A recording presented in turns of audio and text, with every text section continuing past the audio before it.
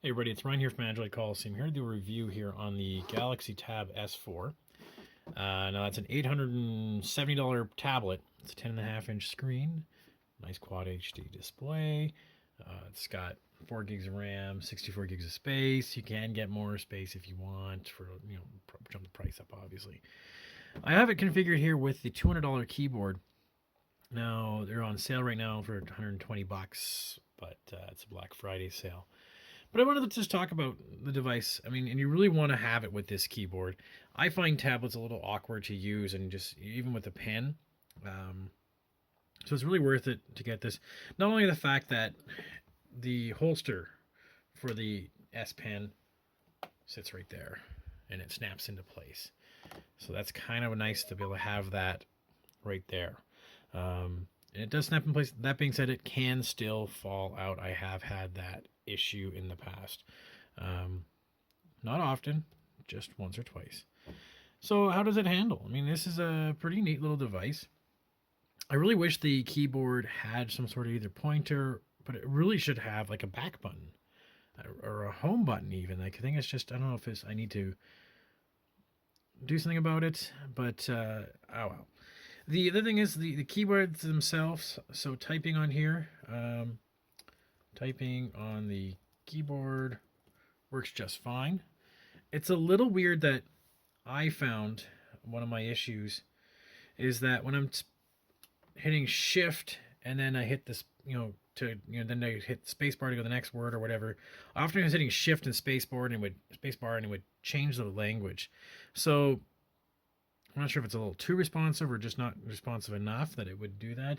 So it was, and I found that kind of issue now and again. The other thing is, you notice some of the keys are not here. Like the quotation mark is there, but it's really up there.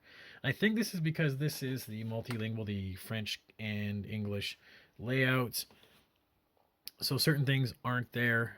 Number sign, it's a shift 3 is not there. It is there, but it's not really. So I mean, you kind of have to go on your gut. You know what the layouts are supposed to be. You'll figure it out. A downside is that as soon as you go, that's great. I want to do something. I want to take this off. As soon as you take it off, it shuts the screen off. So it's kind of a pain in the butt. Then it does that. Yeah, I really wish you was an option I could find that does turn that off. But you're gonna want to leave it in the keyboard because taking it out of this little frame to get it out is a bit of a pain in the butt. So once it's in, it's in. So you can do things like just pop it out and just hold it like this, like I do, because trying to pop it in and out of that keyboard case is a pain. And I do that because I play games like Fortnite. Well, I don't really play them. My son makes me play them and tells me how to get a victory royale, etc. So speaking of Fortnite, it actually runs Fortnite very well, and it actually has no problem handling the processing. The screen looks great. I haven't had any real issues about it. This is a great little device. It's got a little bit of those quirks though. I haven't tested the camera on it. I'm sure the camera's fine for what it is. It's a tablet, so. But the big thing you're going to notice about why you want something like this with the keyboard is that it's got that feature called DeX. Now, DeX is Samsung's desktop experience. So let it load up. Now, I've shown this off before in the past, and it's a little different. So what happens is, like down here is, those are your running tabs or running apps. So you can tap one of them and bring it up, and you can move it around. You see, hi. I don't know what that is for. Oh, that's my search thing. Search. I don't know why that was a thing. I really wish there was a way that you could. Oh, you can do it. You close. So just close them that way. Tap here, and that's all my notifications. Here, where I'm used to tapping here and getting my notifications, like on Chrome.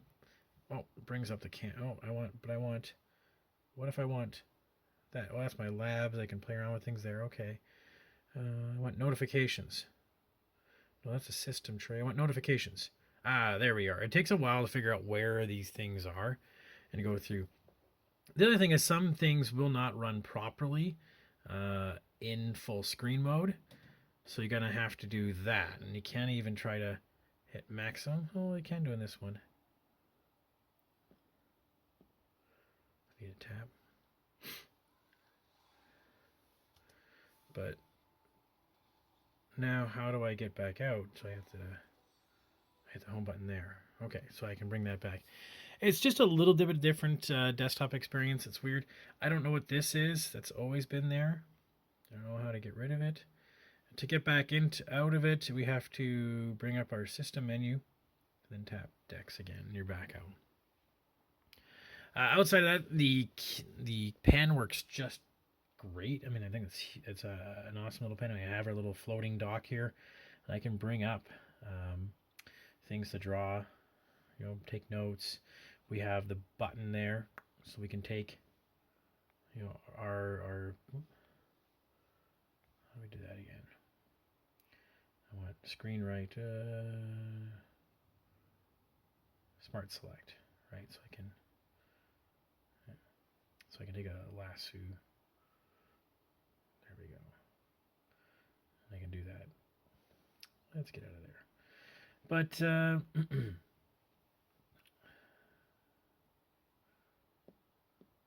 all right, so we can go into drawing. Drawing is works quite well. Tab, get out of there. Not directly in front of it, so it's taking a little bit longer. Let's just draw away.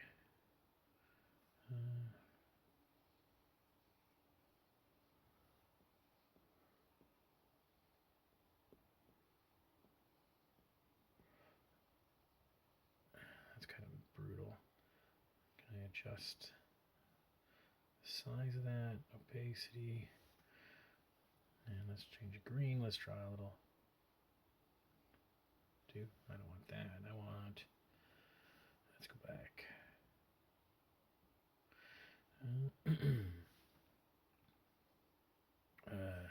I hate these drawing apps. But you know how they work. They work quite well.